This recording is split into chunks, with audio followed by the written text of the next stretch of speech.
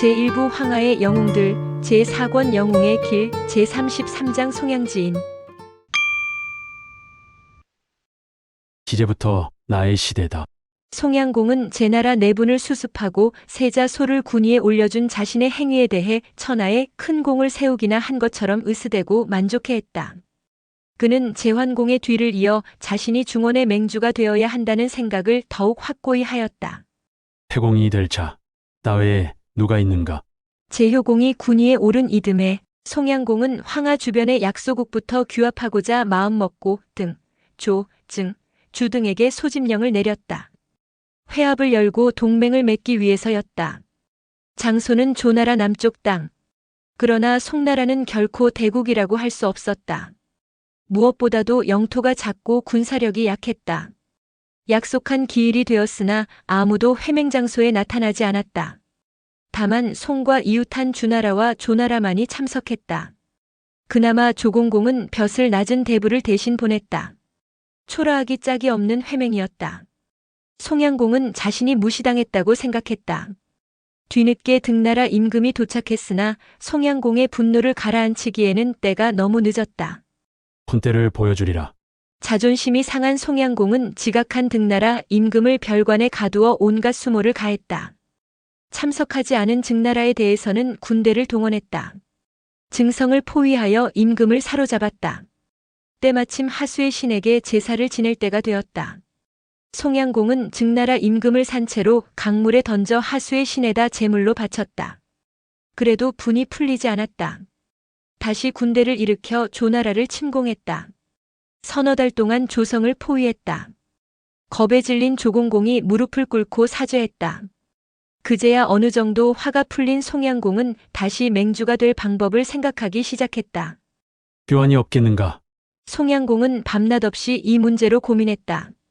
이복 동생인 공자탕이 송양공에게 아뢰었다. 지금 중원의 강대국으로는 제나라와 초나라입니다.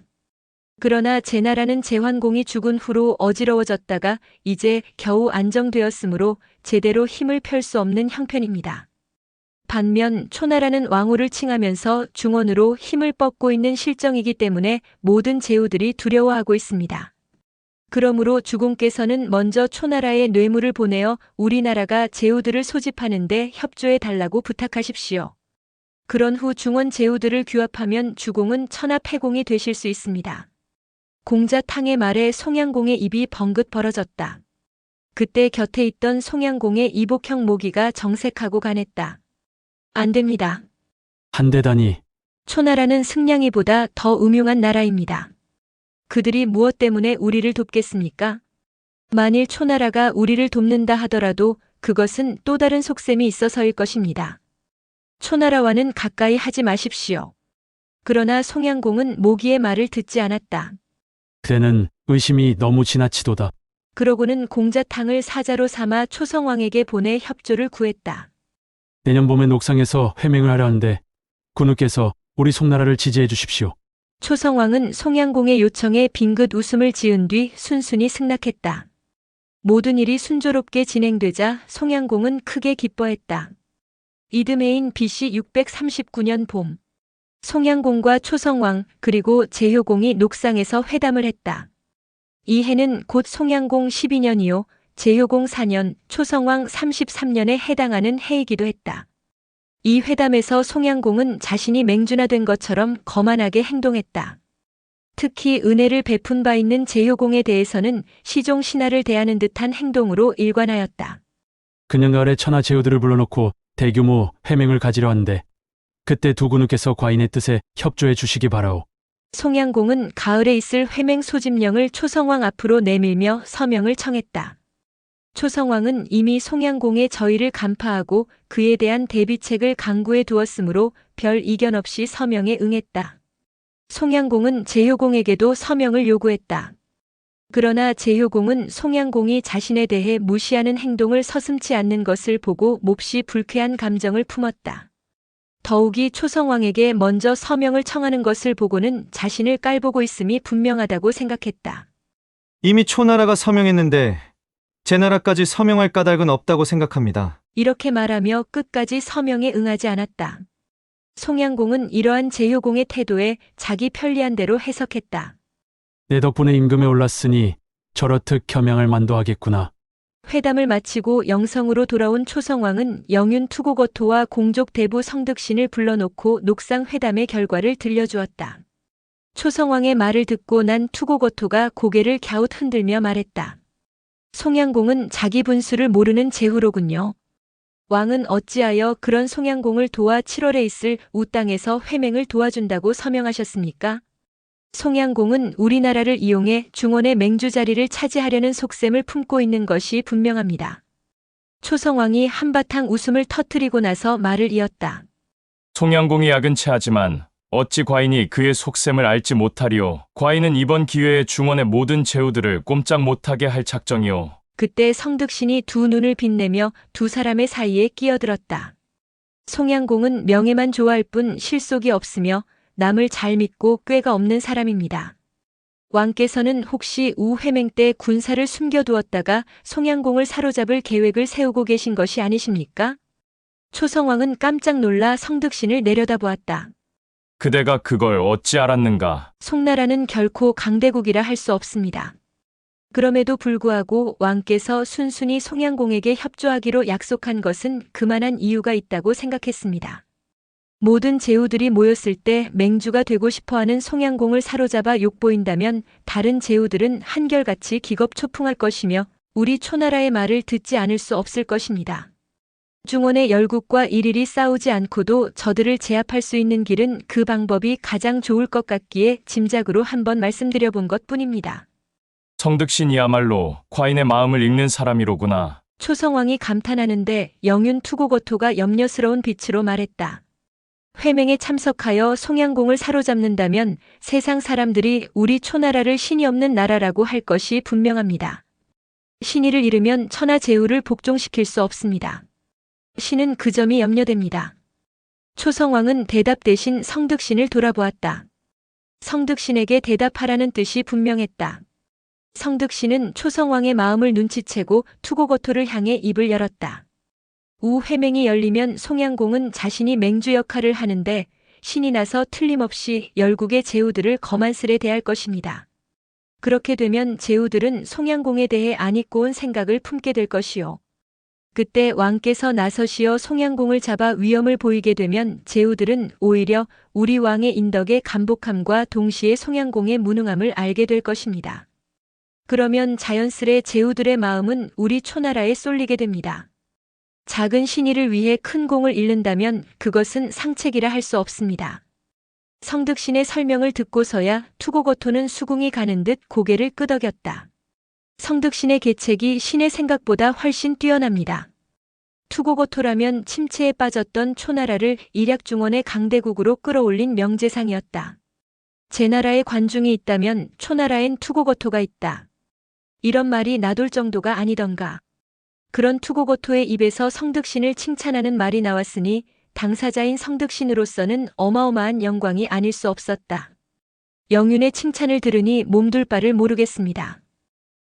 우하하, 오늘의 재상과 내일의 재상이 이렇듯 서로 겸양하는 모습을 보니 우리 초나라의 앞날이 탄탄대로이겠구나. 초성왕은 연신 흐뭇한 웃음을 터뜨렸다. 그날로 초성왕은 성득신과 투발을 책임자로 임명하여 특공대를 구성토록 했다.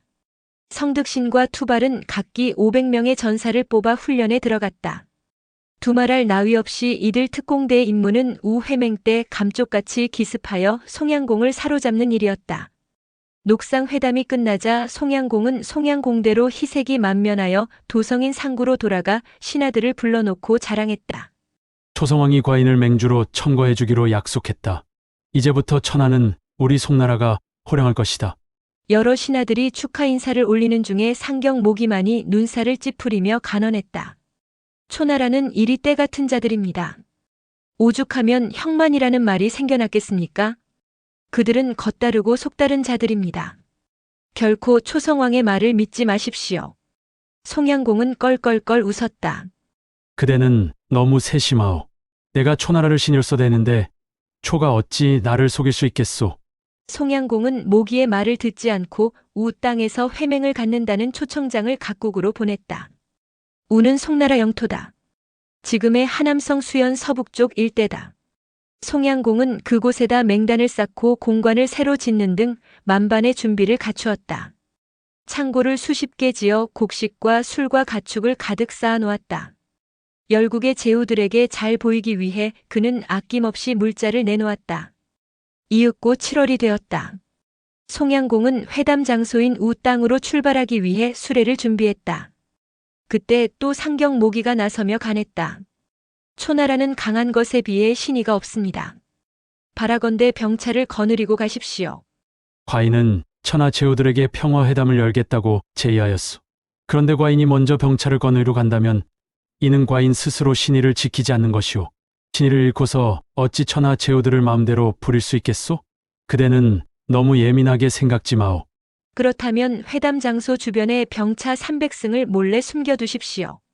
여차할 경우 유용하게 쓰일 것입니다. 병차를 거느리러 가는 것이나 병차를 숨겨두는 것이나 다를 바가 무엇이 있소? 그대는 아예 그런 말을 하지 마시오. 송양공은 끝내 모기의 말을 듣지 않았다.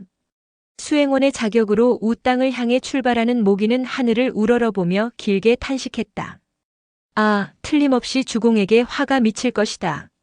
주공의 욕심이 너무 심하니 제후들이 어찌 참고 견딜 것인가. 회맹일이 가까워오자 회담의 주재자인 송양공을 비롯하여 초, 진, 채, 허, 조, 정 등 7나라 군우들이 차례로 우 땅에 당도했다. 제효공은 끝내 모습을 나타내지 않았다. 지난 5월에 있었던 녹상 회담에서 송양공으로부터 멸시당한 것에 마음이 상해서였다. 노나라 임금 노희공도 참석하지 않았다. 주공단의 후손국으로서 송나라 따위에 고개 숙일 수 없다는 자존심이 작용했으리라.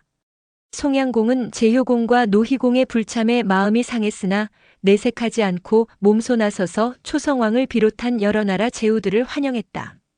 그는 만족한 표정을 지으며 수행원인 모기에게 속삭였다. 보라, 병차를 몰고 온 제후가 없지 않은가. 나는 초나라가 속이지 않을 것을 알았도다. 대회날이 되었다. 동력이 밝아오기도 전에 송양공은 대회장으로 나가 제후들이 들기를 기다렸다. 해가 떠오르면서 진목공, 채장공, 정문공, 허위공, 조공공이 대회장으로 입장하였으며 맨 나중에 초성왕이 느릿한 걸음걸이로 모습을 나타내었다. 송양공은 주인의 예로서 그들 6군우에게 읍을 하였다. 맹단으로 오를 차례였다. 맹단으로 오르는 계단은 2개다. 오른쪽 계단은 손님용이고 왼쪽 계단은 주인용이다. 송양공이 제후들에게 어서 오르라고 손짓하자 각국 군우들은 약속이나 한 듯 양옆으로 비켜서며 초성왕에게 길을 내주었다. 이리하여 가장 먼저 초성왕이 계단을 오르기 시작했다. 그 뒤로 성득신과 투발이 바싹 붙어 따라 올랐다.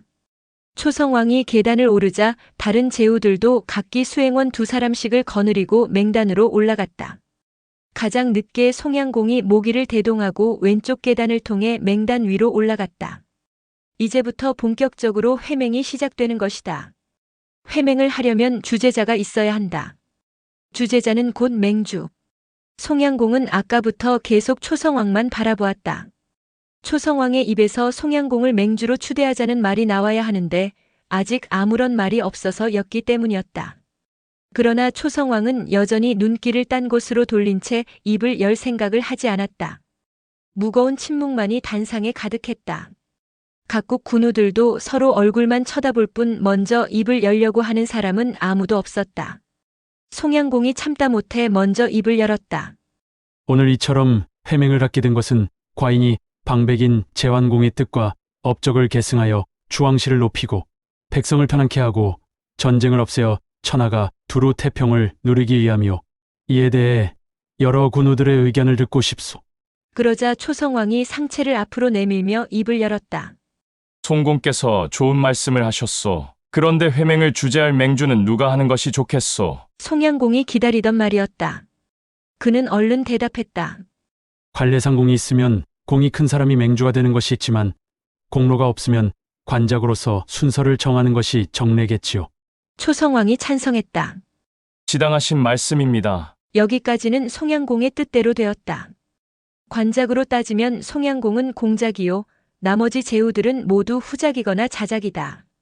공작인 송양공이 맹주 자리에 오르는 것은 당연한 일. 송양공은 속으로 회심의 미소를 지었다. 그런데 돌발 사태는 바로 그 직후에 발생했다. 초성왕의 입에서 청천벽력과도 같은 소리가 터져나온 것이었다. 그런데 콰이는 왕으로 칭한 지 오래되었소. 송공께선 관작이 공작이니 감히 왕과 어깨를 겨룰 수는 없을 것이오. 따라서 지금부터는 콰인이 맹주의 자격으로 모든 회의를 진행해 나가겠소. 그러고는 자리에서 일어나 유유히 중앙의 맹주 자리로 가서 앉았다. 송양공의 안색이 돌변했다. 믿었던 자에게 뒤통수를 맞은 격이 아닌가. 자신도 모르게 상체를 들썩거렸다. 곁에 있던 상경 모기가 재빨리 송양공의 소매자락을 잡아 당겼다. 참으라는 뜻이었다.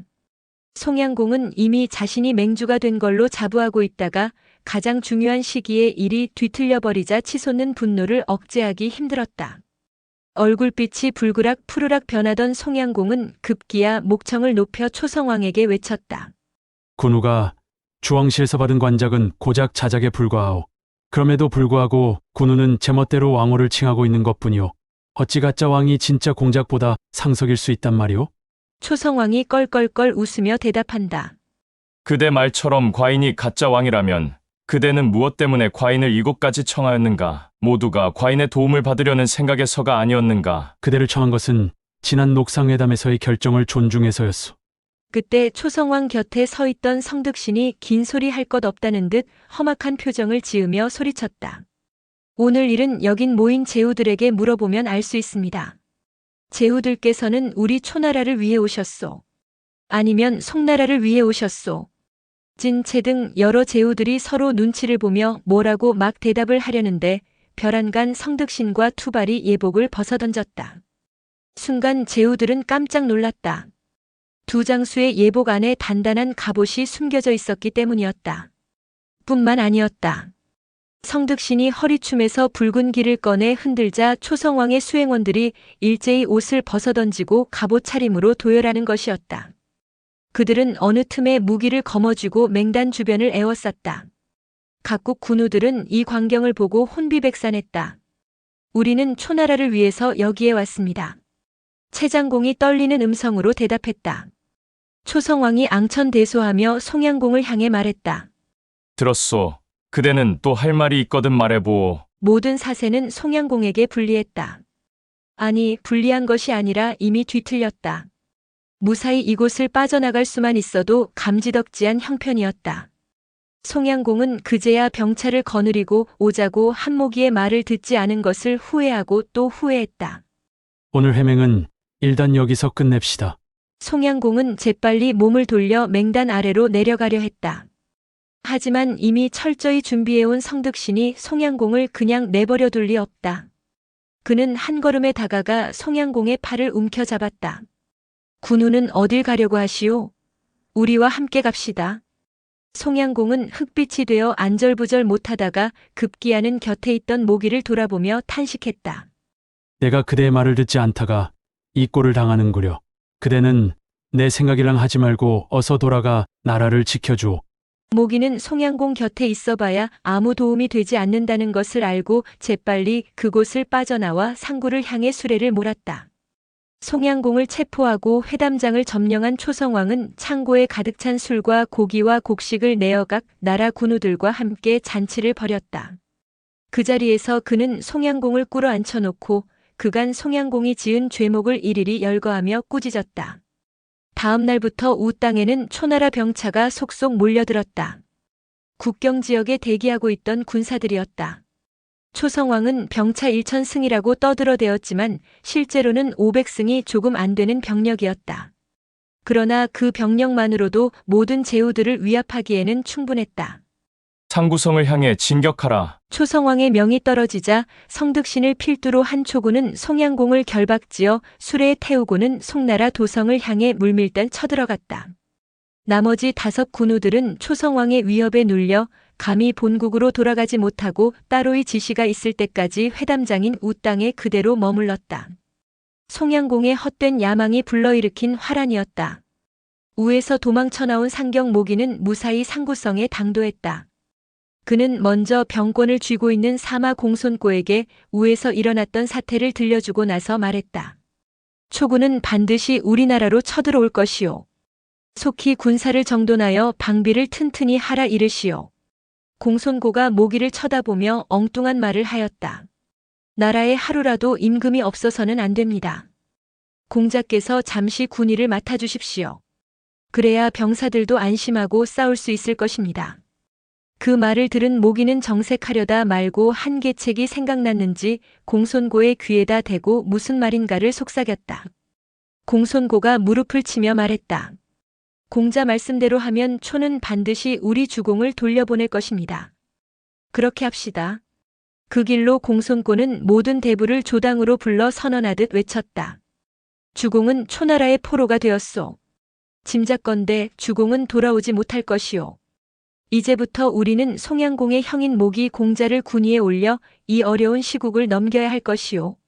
대부들은 모기가 어질고 현명한 사람임을 잘 알고 있었다.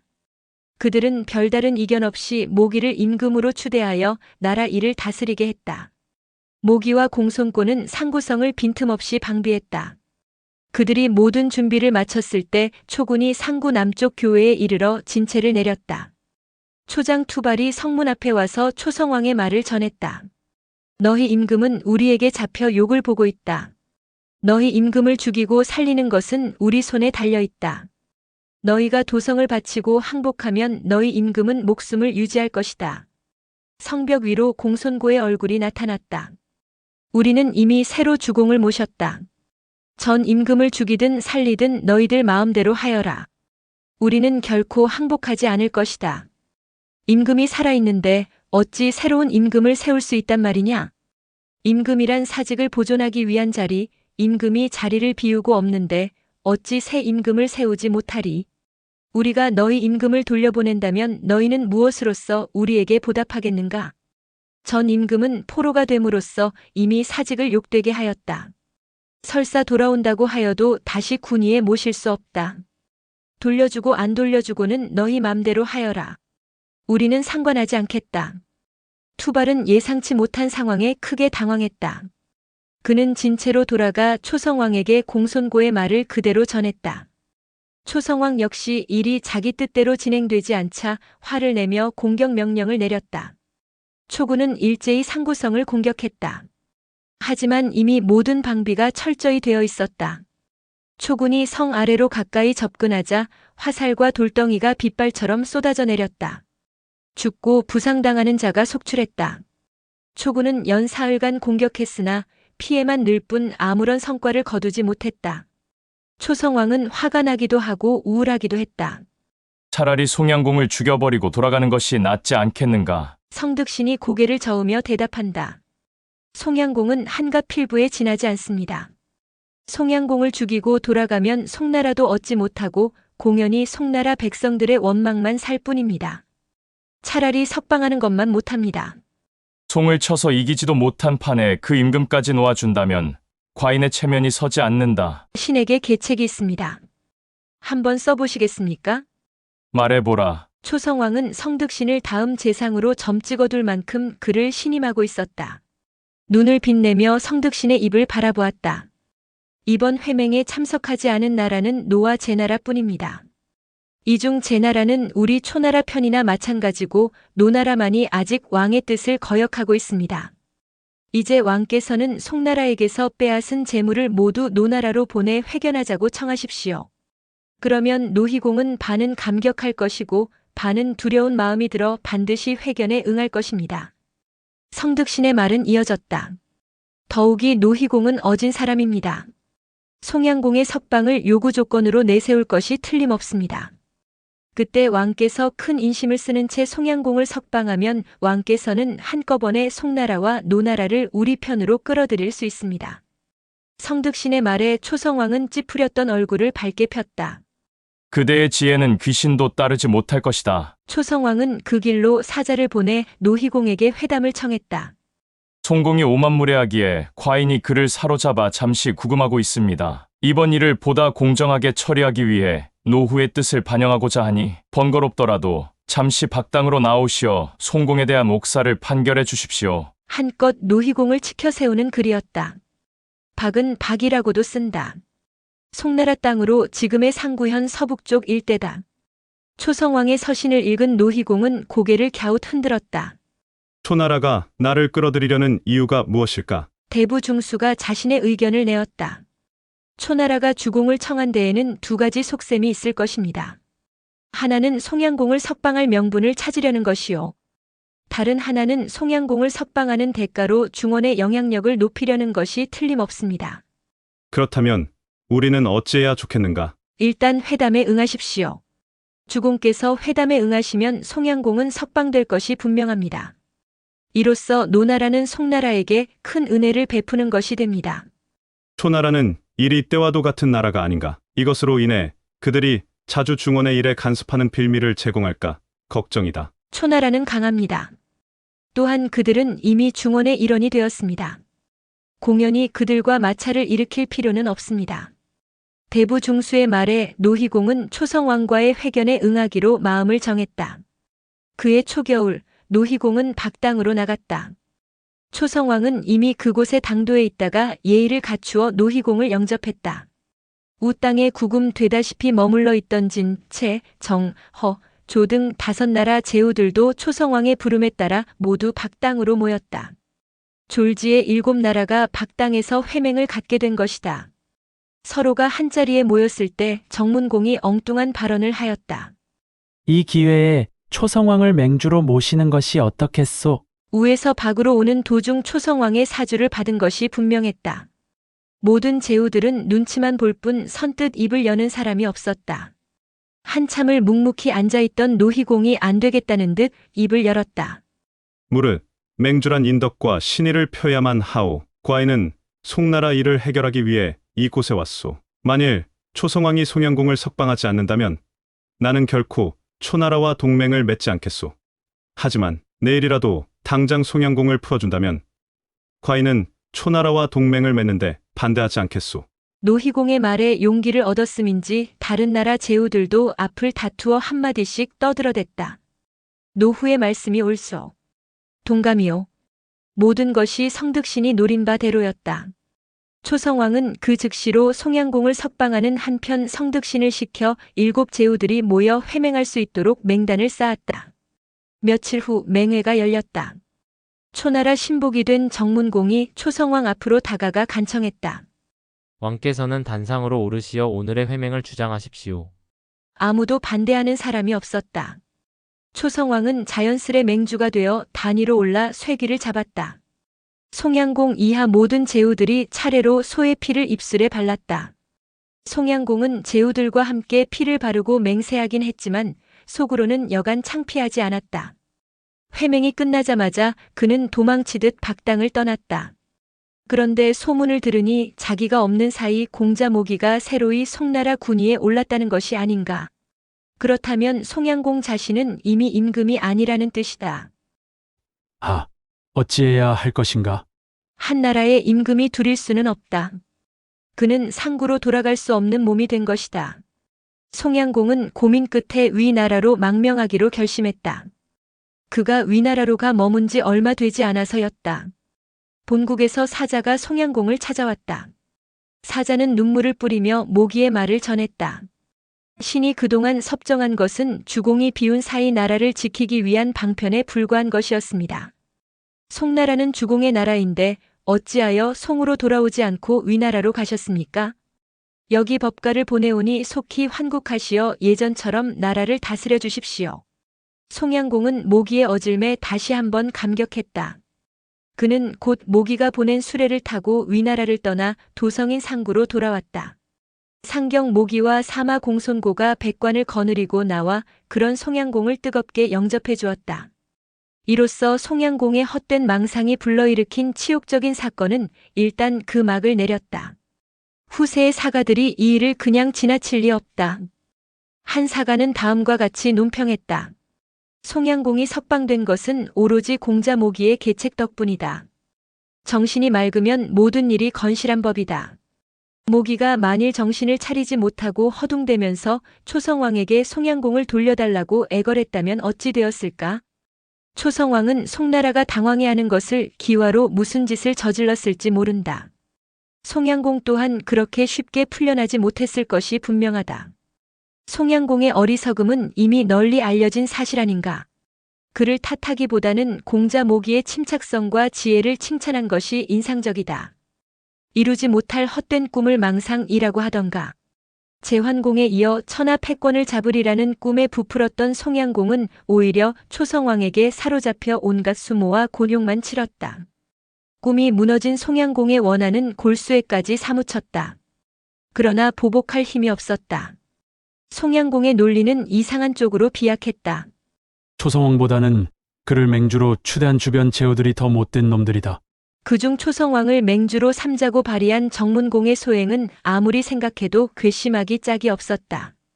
용서하지 않으리라. 송양공은 이를 갈며 정나라의 동태를 살피는데 온 힘을 쏟았다. 그러던 중 정나라에게 보복할 꼬투리 하나를 잡아냈다. 이듬해 3월 정문공이 초나라 수도인 영성까지 가서 초성왕에게 조례를 올린 것이었다. 주천자를 섬기는 중원 제후국으로서 형만이라 깔보는 초나라에 조례를 올린다는 것은 이만저만 치욕이 아니다. 주왕실을 부정하는 배신의 소행이라 해도 과언이 아닌 것이다. 이 간악한 놈을 그냥 둘 수 없다. 주변 제후국들을 끌어들일 수 있는 명분도 뚜렷했다. 대군을 일으켜 정나라를 응징하리라. 송양공의 이러한 계획을 눈치챈 모기는 하늘을 우러르며 탄식했다. 아, 화가 여기에 있도다. 아직도 우리 주공이 망상에서 벗어나지 못하고 있으니 우리 송나라는 망할 것인가. 그는 즉시 궁으로 들어가 필사적으로 간했다. 하늘이 상을 버린 지 이미 오래되었습니다. 주공이 옛상을 부응시키려 해도 하늘이 허락하지 않을 것입니다. 정나라는 초나라를 섬기는 나라입니다. 우리가 정을 치면 초나라는 반드시 정을 도울 것이요. 그렇게 되면 우리는 결국 초나라와 싸우지 않을 수 없습니다. 초나라는 대국입니다. 하늘의 버림을 받은 우리 송이 강국인 초나라와 싸워 이길 턱이 없습니다. 그러나 송양공의 귀에 이런 모기의 말이 들어올 리 없었다. 나는 정나라를 치겠다. 그해 여름 송양공은 끝내 대군을 편성하고 위, 허, 등나라 군대와 함께 정나라 도성을 향해 출병했다. 송양공 자신이 중군이 되고 공손고는 부장이 되었으며 대부 약보의 화수로 공자탕이 장수로 출정하였다. 상경 모기 역시 송양공의 보좌관 자격으로 병차를 타고 상구성을 출발했다. 한편 송양공이 대군을 이끌고 정나라 도성인 신정을 향해 물밀듯 쳐들어 온다는 보고를 받은 정문공은 기겁초풍하였다. 즉시 사자를 초성왕에게 보내 구원을 청했다. 초성왕이 신하를 불러놓고 말했다. 정문공은 항상 과인을 아비처럼 섬겨온 제후이니 속히 가서 구원해 주어야겠다. 누가 가서 정나라를 구원할 것인가? 그때 한 장수가 일어나 의견을 내었다. 정나라를 구원하려면 먼저 송을 치는 것이 첩경입니다. 모두들 돌아보니 근자 들어 급부상하고 있는 공족대부 성득신이었다. 영윤 투고거토를 능가하는 인재라는 평을 받고 있는 성득신. 초성왕은 기대에 찬 눈길로 성득신을 내려다보며 물었다. 어째서 그런가? 지난날 왕께서는 송양공을 사로잡아 욕보인 일이 있기 때문에 송나라 사람들은 그 원한이 머리끝까지 이르렀을 것입니다. 이번에 송양공이 그에 대한 보복으로 정나라를 치러 나갔으니 지금쯤 송나라 도성은 텅 비었을 것입니다. 텅 빈 기회를 이용해 송나라를 급습하면 송양공은 질겁하여 군사를 돌릴 것이 분명합니다. 그렇게 되면 그들은 왔다 갔다 하는 사이 지칠 대로 지칠 것이며 우리는 지친 송군을 쉽게 격파할 수 있을 것입니다. 좋고 좋도다. 초성왕은 대단히 흡족하여 성득신을 칭찬한 후 그에게 대장직을 내려주었다. 성득신은 그 길로 장수 투발을 부장으로 삼아 병차와 군사를 징발한 후 송나라 상구성을 향해 쳐들어갔다. 성득신의 예상은 적중했다. 신정을 향해 진격하던 송양공은 난데없이 날아든 초군의 상구성 습격이라는 급보를 받고 허둥지둥 회군하지 않으면 안 되었다. 다행히 그들의 움직임은 신속하여 초군보다 먼저 홍수 북쪽에 다다를 수 있었다. 홍수는 하남성에 속해 있는 강으로 송나라 접경을 이루는 곳이기도 했다. 그런데 여기서 한 가지 주목할 것은 호북의 장강 연안을 근거로 하는 초군이 훨씬 북쪽인 송나라 접경 지역까지 아무런 제지도 받지 않고 북상했다는 점이다. 이것은 곧 초나라 세력권이 이미 그곳까지 미치고 있음을 반증하는 것이 아닐까? 송나라로서는 어차피 초나라와 일전을 벌일 수밖에 없는 상황이었다라고 볼 수 있다. 송과 초나라. 첫 전면전이다. 두 나라는 홍수를 사이에 두고 대치했다. 이른바 홍수전투. 춘추시대 판도를 새로 짜는 역사상 의미 있는 싸움으로 평가받고 있다. 그런데 홍수전투가 역사상 유명한 싸움으로 이름나게 된 것은 이러한 세력구도 변화의 의미에서라기보다 송양공의 싸움 방식이 특이해서라고 할 수도 있었다. 결과부터 얘기하자면 홍수 싸움에서 송나라는 성득신이 이끄는 초군에게 패했다. 그런데 그지는 모양새가 상당히 특이했다. 초군이 잘 싸웠다기보다는 송양공이 패배를 헌납했다. 물론 초군이 우세했다. 그러나 송양공에게 승기가 없었던 것은 아니었다. 양군이 홍수를 사이에 두고 대치했을 때 먼저 전설을 보낸 것은 초군 대장 성득신이었다. 이 전설을 받았을 때 보좌역인 공자 모기가 송양공에게 간했다.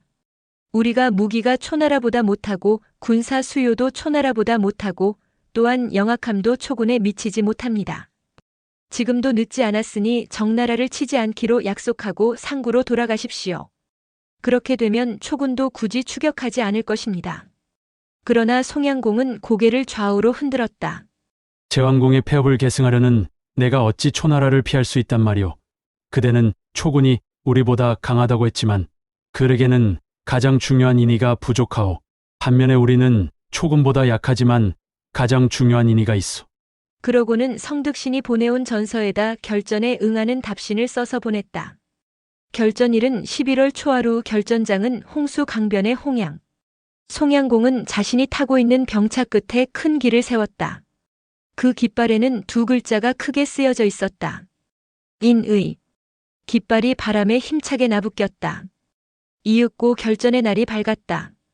양군은 전투 준비를 마쳤으나 강을 사이에 두고 싸울 수는 없었다. 누군가 한쪽에서 강을 건너야 했다. 하지만 그것은 매우 위험하다. 도하 도중 습격을 받을 우려가 있기 때문이었다. 초군은 강한 군대를 보유하고 있었다. 싸움에는 자신이 있었다. 초군 대장 성득신은 승리를 자신했다. 송양공은 싸움이라는 것을 모르는 사람이다. 우리 쪽에서 먼저 강을 건너 송군을 격파하리라. 이렇게 말하고는 전군의 도하 명령을 내렸다. 초군은 배를 타고 홍수를 건너기 시작했다. 송군 입장에서 보면 초군을 격파할 더할 나위 없는 혹이었다. 아니나 다를까 모기가 얼른 송양공에게 권했다. 초나라는 군사가 많고 우리는 적습니다. 초군이 강을 반쯤 건넜을 때 우리가 공격하면 초군의 반을 꺾을 수 있습니다. 만일 초군이 강을 다 건너오면 대적하기가 어렵습니다. 어서 공격 명령을 내리십시오. 그러자 송양공이 손을 들어 큰 깃발을 가리키며 말했다. 그대는 저인, 의라는 두 글자가 보이질 않는가. 나는 정정당당히 초군과 대결하고 싶소. 비겁하게 적이 반쯤 건너왔을 때 공격하는 것은 군자의 도리가 아니오. 모기는 기가 막혀 말이 나오질 않았다. 그러는 사이 초군은 모두 도하를 완료했다. 그러나 이제 막 강변에 도착한 터라 아직 대열을 갖추지 못하고 우왕좌왕하고 있었다. 그 모습을 본 모기가 다시 송양공에게 진언했다. 초군이 아직 전열을 가다듬지 못했습니다. 이때를 이용하여 공격하면 적은 큰 혼란에 빠질 것입니다. 그런데 송양공의 대답이 또 가관이었다. 그대는 어찌 적을 치는 일시적인 이익만 알 뿐 만세의 인의는 모른단 말이오. 인의로서 천하의 맹주를 구하려는 내가 어떻게 진을 치지도 않은 적을 공격할 수 있겠소. 아, 아깝구나. 내가 일전에 말한 화가 바로 이것이었도다. 초군은 완전히 대열을 갖추고 진세를 이루었다. 이제는 초군 특유의 강맹함이 완전히 되살아났다. 병력이 2배가 넘는 초군은 홍수 강변을 새까맣게 덮었다. 송양공은 그제야 공격의 북을 울렸다. 초군 진영에서도 북소리가 힘차게 울려 퍼졌다. 양군은 정면으로 맞부딪혔다. 하지만 역시 초군이 강했다. 전투가 시작된 지 1시각도 채 지나지 않아 송군이 밀리기 시작했다. 이를 보고 있던 송양공은 친히 긴 창을 들고 문관들과 함께 초군을 향해 돌진했다. 문관이란 임금을 호위하는 경호부대. 모두가 용맹스럽고 충성스런 자들로만 구성되었다. 초군 대장 성득씨는 송양공이 친히 친위부대를 거느리고 공격해오는 것을 보고는 외쳤다. 진문을 활짝 열어라. 초군의 진영이 좌우로 활짝 열렸다. 송양공은 신바람이 나서 초군 진영 한가운데를 향해 질풍처럼 내달았다. 위험합니다. 사마 공손고가 이를 보고 송양공을 지키기 위해 급히 쫓아왔다. 그 앞을 한 장수가 가로막았다. 어디를 가려고 하느냐? 초군 장수 투발이었다. 두 장수는 한데 어우러져 싸우기 시작했다. 그들이 한창 칼과 창을 휘두르고 있을 때 송군 장수 약보기가 군사를 거느리고 그곳에 당도했다. 백중세이던 상황은 금방 공손고에게 유리해졌다. 투발이 당황하여 몸을 빼려 하는데 또 한 장수가 싸움에 끼어들었다. 이번에는 초군 장수 위여신이었다. 네 장수가 한 덩어리가 되어 다시 혼전을 벌였다. 양군 장수들이 이렇듯 치열한 싸움을 하고 있는 사이 초군 진영으로 들어간 송양공은 절체절명의 위기를 맞고 있었다. 그는 성득신의 함정에 빠진 줄 모르고 너무 깊숙이 들어온 것이었다. 송양공을 지키던 친위부대인 문관들은 이미 거의 죽거나 중상을 입었다. 송양공은 눈앞이 아득했다. 문득 뜨겁고 날카로운 아픔이 넓적다리에 와닿았다. 내려다보니 화살 한 대가 사타구니 아래쪽에 꽂혀 있었다. 화살을 빼내자 피가 분수처럼 솟아났다. 빨리 피하십시오. 공자탕이 송양공 주변으로 몰려드는 초군을 해치며 외쳤다. 빠져나갈 수가 없구나. 송양공은 넓적다리 외에도 여러 군데 부상을 당했기 때문에 병차에 제대로 앉아있을 수가 없을 지경이었다. 내 생이 여기서 끝나는구나. 송양공이 절망감에 사로잡혀 이렇게 탄식하고 있는데 저편에서 공손고가 일지군마를 거느리고 달려왔다.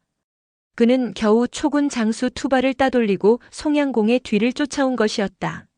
저를 따르십시오. 공손고가 외치며 송양공을 호위했다. 칼을 이리 휘두르고 저리 휘두르며 포위망을 뚫기 시작했다. 얼마를 그렇게 싸웠을까? 정신을 차리고 주변을 둘러보니 송양공만 겨우 그 뒤에 붙어 있을 뿐 공자탕을 비롯한 여러 친위병들의 모습은 전혀 찾아볼 수가 없었다. 송양공을 살리려다가 모두 목숨을 잃은 것이었다. 아직 죽지 않은 약보기, 화수로 등 송군 장수들은 송양공이 포위망을 빠져나온 것을 보고서야 일제히 전속력으로 달아나기 시작했다. 승기를 잡은 성득씨는 기회를 놓치지 않고 도망치는 송군을 추격했다. 송나라 군대는 철저하게 두들겨 맞고 대패했다. 수많은 병장기, 병차 등을 고스란히 초군에게 빼앗겼다. 이것이 그 유명한 송양공과 성득신의 홍수전투 전말이다. 이 전투로 인해 성득신은 초나라에서 일약 인기 제1의 장수가 되었고 초성왕의 신임을 더욱 한몸에 받게 되었다. 반면 송양공은 송나라 대부들과 백성들로부터 무수한 책망과 질타를 듣지 않으면 안 되었다. 공자 모기의 말을 듣지 않아 패했다. 어째서 모기의 말을 듣지 않았는가? 가족을 잃은 통곡 소리와 재산을 잃은 원망 소리가 연일 궁중의 병상에 누워있는 송양공의 귀를 때려댔다. 그런데 이에 대한 송양공의 반응 또한 걸작이었다. 춘추자 시전은 다음과 같이 기록하고 있다. 송나라 사람들이 한결같이 송양공을 비난하자 그는 이렇게 말하였다. 군자는 두 번 다치지 않게 하고 이모를 포로로 하지 않는 법이다. 옛 성인들의 싸움 방식을 보면 적이 험지에 들었을 때 괴롭히지 않았다. 내가 비록 망국의 후손이라고는 하나 어찌 대열을 갖추지 않은 적에 대해 진격의 북을 울릴 수 있을 것인가. 두 번 다치지 않게 한다 함은 부상자를 다시 상처 입히지 않는다는 뜻으로 다친 사람은 공격하지 않는다는 말이다. 그리고 이모란 흰털과 검은 털을 가리키는 말로 머리가 희끗희끗한 반백의 사람을 뜻한다. 즉 노병은 포로로 하지 않는 것이 군자의 도리하는 것이다. 옛 성인들은 이러한 도리를 지켜 적이 조금 골짜기나 하천에 머물러 있을 때는 몰아붙이지 않았으니 비록 내가 망하는 나라의 후예이긴 하지만 어찌 비겁하게 대열을 갖추지 않은 적을 공격할 수 있겠는가. 이는 결코 군자의 인의가 아니다. 라고 송양공은 당당히 외치고 있는 것이었다. 궤변인가 아니면 군자로서 지켜야 할 인의론인가? 그것도 아니라면 송양공 특유의 미의식인가? 이에 대해 수차례 송양공을 간언한 바 있던 공자 모기는 다음과 같이 송양공의 인의론을 반박했다. 모든 군대가 싸우는 목적은 이기기 위해서이며 나라의 이익을 위해서이다.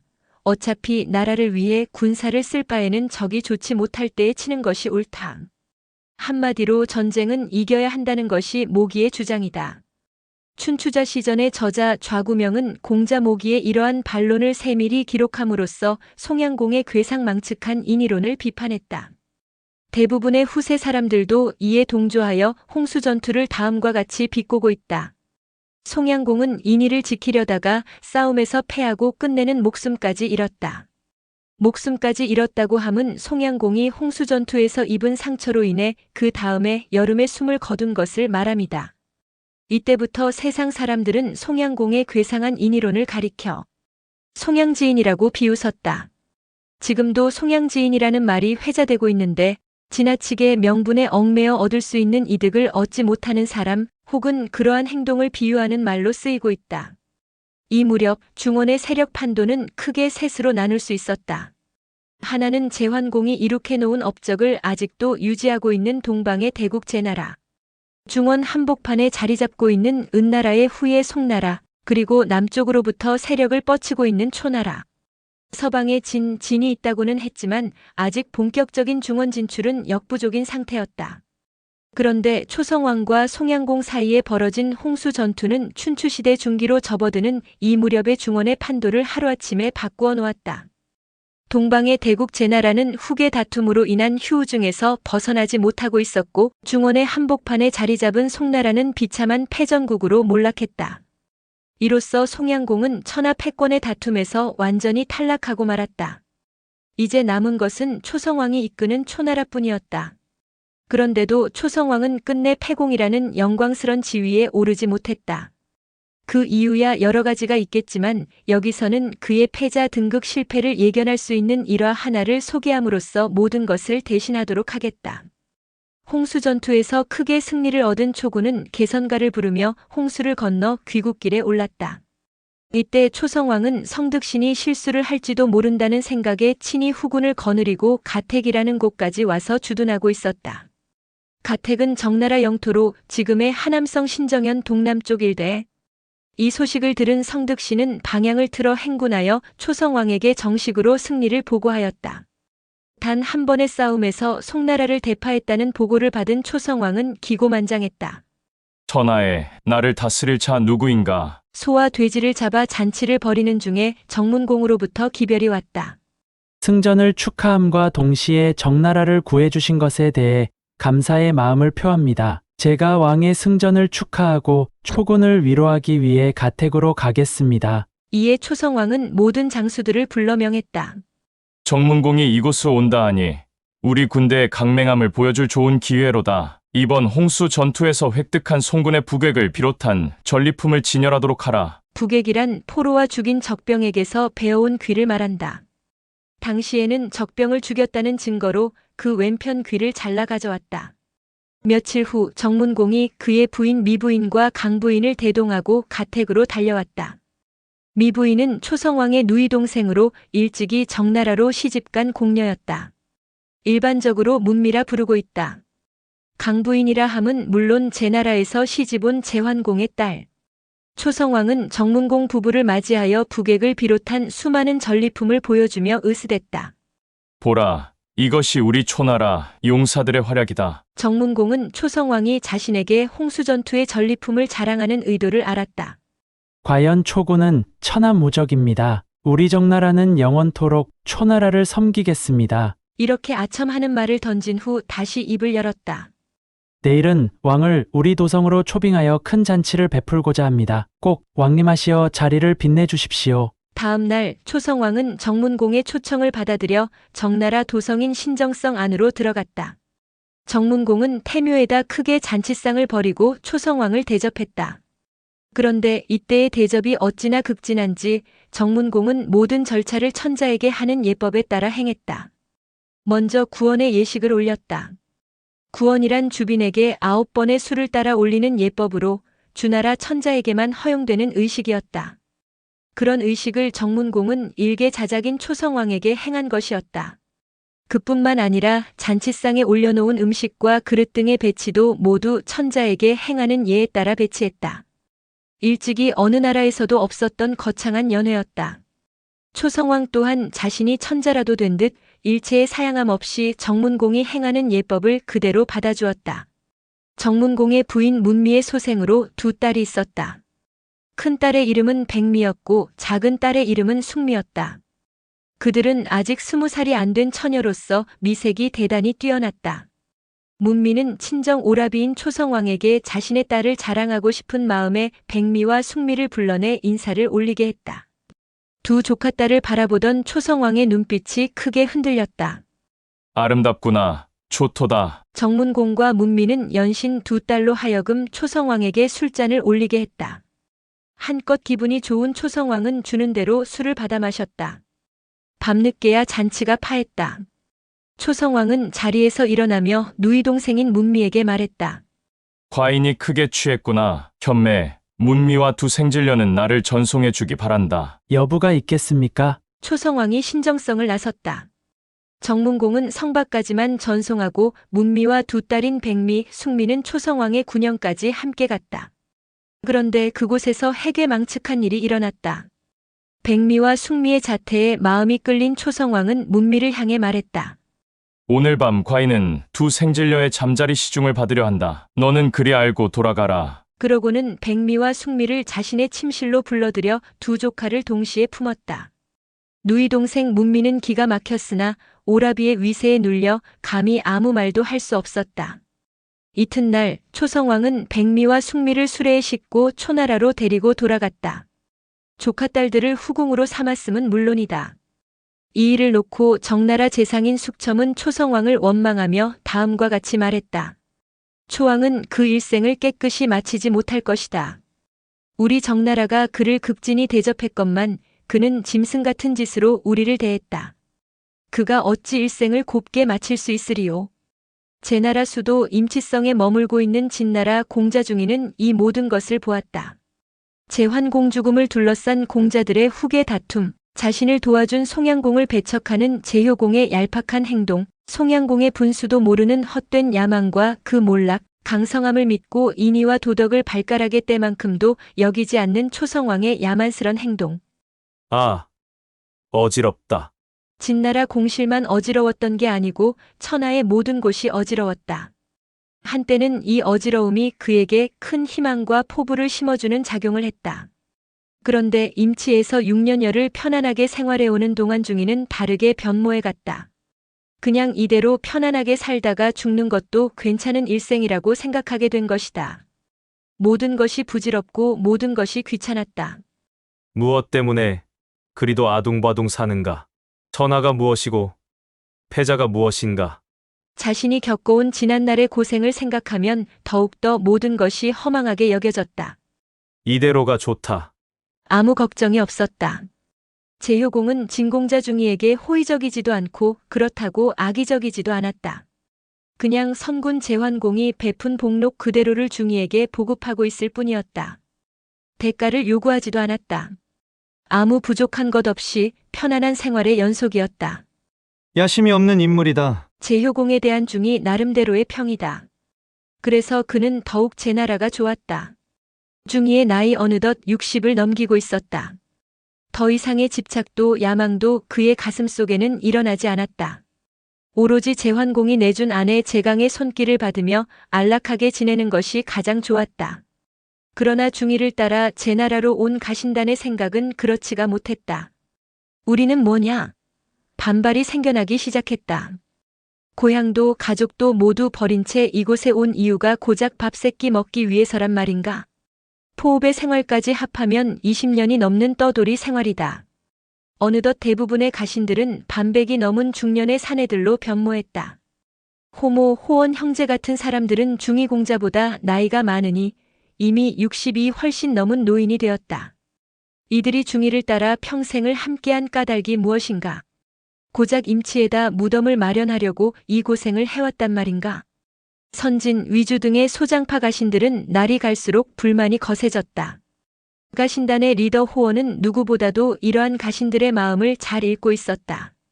요즘 들어 그의 마음속에도 한층 안타까운 마음이 일었다. 중이의 나태함이 점점 더 심해지는 것을 알고 있었기 때문이었다.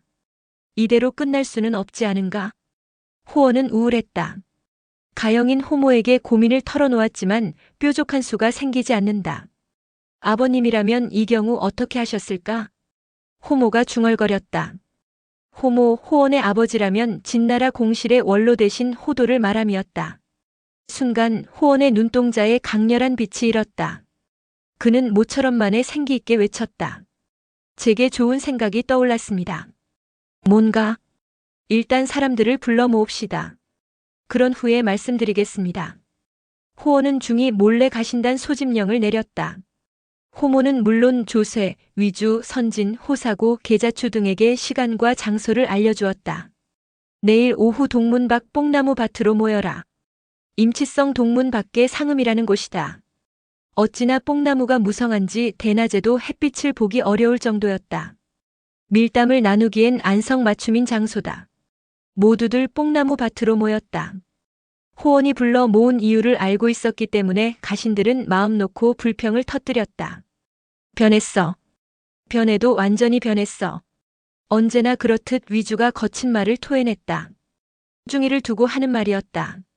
중이의 요즘 하루 일과를 보면 술과 춤과 여자 그리고 잠뿐이었다. 사냥을 나가는 것조차 귀찮아했다. 우리는 중이 공자의 앞날을 기대했기 때문에 고국을 버리고 오늘까지 수레를 이끌고 따라다녔습니다. 그런데 이게 무엇입니까? 얼굴 한번 뵙기조차 어렵게 되었습니다. 선진이 동조했다. 처음 진나라 도성을 떠날 때는 20대의 청년들이었다. 어느새 40줄로 접어들고 있었다. 우리의 앞날은 이제 없는 것이나 마찬가지입니다. 호사고까지 가세했다. 호모 조쇠만이 아무 말 없이 뽕나무에 기대어 앉아 뽕잎 사이로 비쳐드는 햇빛만 바라보고 있었다. 이제 그만. 모두들 내 말을 들으시오. 이윽고 호원이 입을 열었다. 그대들도 알고 있다시피 우리가 제나라에 온 것은 폐업을 성취한 제완공의 힘을 빌려 고국으로 돌아갈 기회를 만들기 위해서가 아닌가.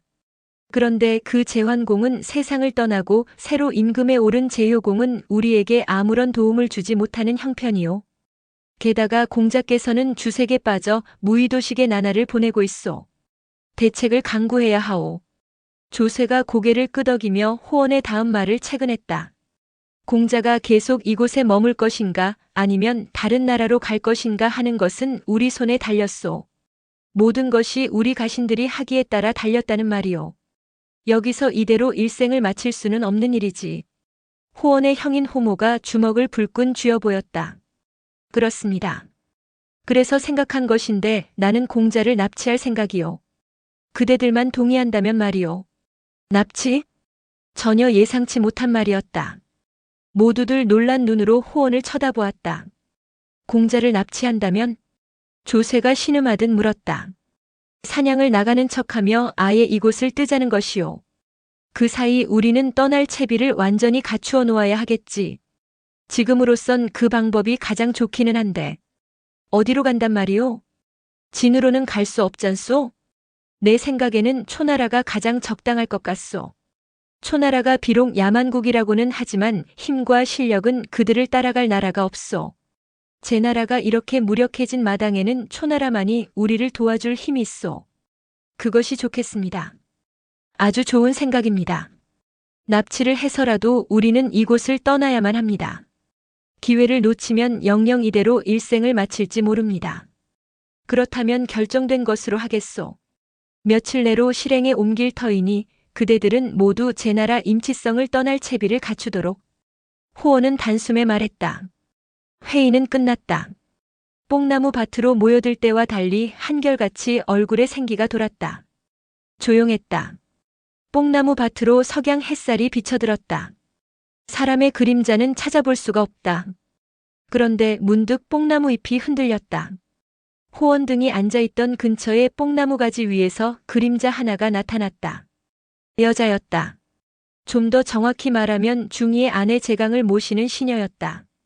그녀는 뽕잎을 따러 이곳에 와 나무에 올랐다가 우연히 호원 일행의 밀담을 빠짐없이 엿듣게 되었던 것이다. 가신들이 주군을 납치하려 들다니. 시녀는 호원 일행이 중이 공자와 제강 사이를 떼어놓으려는 것으로 생각했다. 여간 심각하고 중대한 일이 아닐 수 없다. 그날 저녁 시녀는 몰래 재강을 찾아가 뽕나무 밭에서 들은 이야기를 모두 고해 바쳤다. 한순간 재강의 눈빛이 크게 흔들렸다. 그러나 그녀는 곧 평정을 되찾고 시녀를 향해 호통쳤다. 그들이 그럴 리가 없다. 내가 잘못 들은 것일 게다. 다시는 그런 소리를 짓거리지 마라. 그러고는 시녀를 별채 독방에 가두어 버렸다. 며칠 후 아침 일찍이었다. 호원을 비롯하여 조쇠, 호모, 위주, 선진 등 5사람이 중이의 집으로 찾아왔다. 그들은 시종을 불러 말했다. 우리는 공자를 모시고 교회에 나가 사냥이나 할까 하여 찾아왔네. 그때까지도 중이는 침상에 누워 아직 일어나지 않고 있었다. 전날 마신 술이 아직 덜 깨었다. 그는 사냥을 나가자는 호원의 말을 전해 듣고 시종에게 분부한다. 내가 몸이 불편하여 일어날 수가 없구나.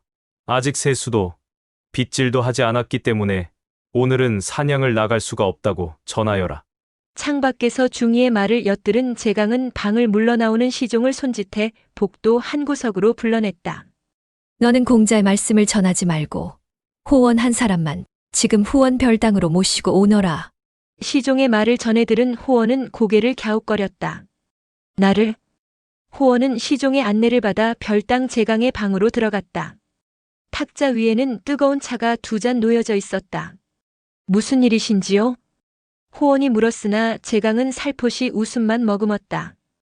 호원이 차를 거의 마셨을 때 재강이 2 눈을 빛내며 호원을 정면으로 바라보았다. 구범님께서는 아침 일찍 웬일이십니까? 구범은 호원의 벼로. 호원은 긴장했으나 겉으로 드러내지 않으려고 애썼다. 지난날 공자께서는 적당에 계실 때 자주 수레를 타고 사냥을 나가셨지요. 그런데 제나라로 오신 뒤로는 거의 성문 밖 출입을 하지 않으시므로 팔다리가 굳을까 염려되어 사냥을 모시고 나갈까 하여 왔을 뿐 별다른 뜻은 없습니다. 재강의 눈빛이 다시 의미 있게 빛났다. 이번에 사냥하러 가는 곳은 초나라. 이겠습니다, 그려. 호원의 안색이 돌변했다. 눈꼬리가 매섭게 치켜 올라갔다.